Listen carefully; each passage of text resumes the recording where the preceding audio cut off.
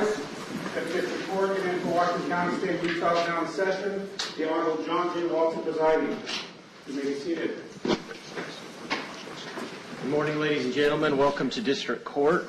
We are here this morning in the matter of State of Utah versus Jodi Hildebrandt, case 231501763.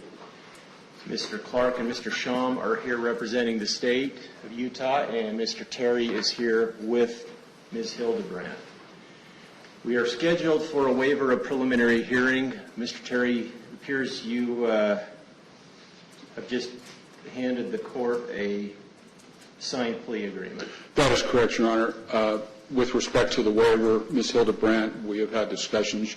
She fully understands the purpose of a preliminary hearing, what the burden of proof would be, and that she has the right to a preliminary hearing, but in conjunction with the entry of her plea today, we waive the preliminary hearing. And in fact, there is a provision in the written plea agreement that operates as a waiver of the preliminary hearing. All right. Ms. Hildebrandt, I've been handed a written document, a plea agreement with your signature on it. Did you sign that document? Yes. And you did that to represent to the court that you have read the document carefully, that you understand what you've read, that you agree to all of the terms that are set forth in that written document? Yes, sir. You've had sufficient time to ask Mr. Terry any questions that you have about the agreement or its potential effect? Yes. Is anyone pressuring you to enter into this agreement, or is anyone promising you anything that I haven't been told about or that is not in the written document? No. Are you under the influence of alcohol or drugs today? No. Is there anything today that could interfere in any way with your ability to understand the agreement, its potential consequences? No.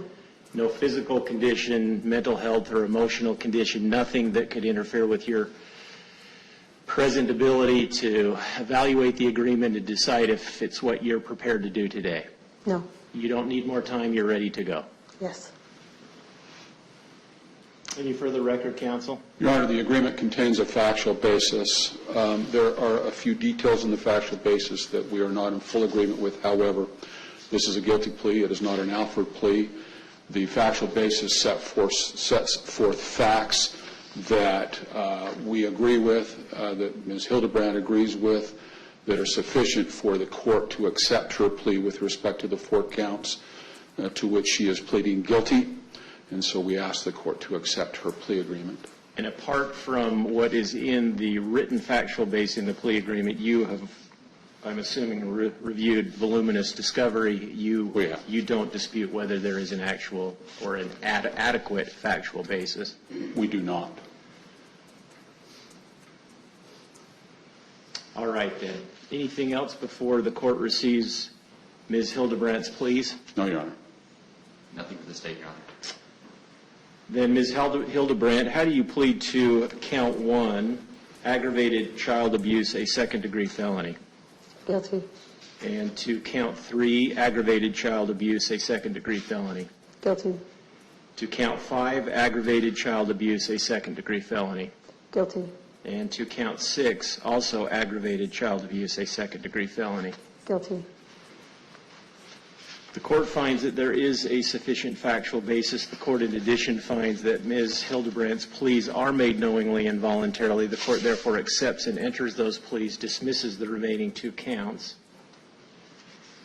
We are anticipating a PSI, although part of the plea agreement appears to be that Ms. Hildebrandt will not contest a prison sentence. Correct. Is that right? That is correct.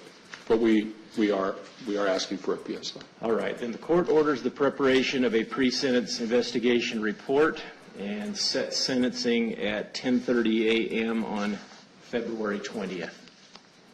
Anything else for today, counsel? Nothing from us, Your Honor. Nothing from us, Your Honor. All right. Thank you. We'll be in recess. Thank you, Your Honor.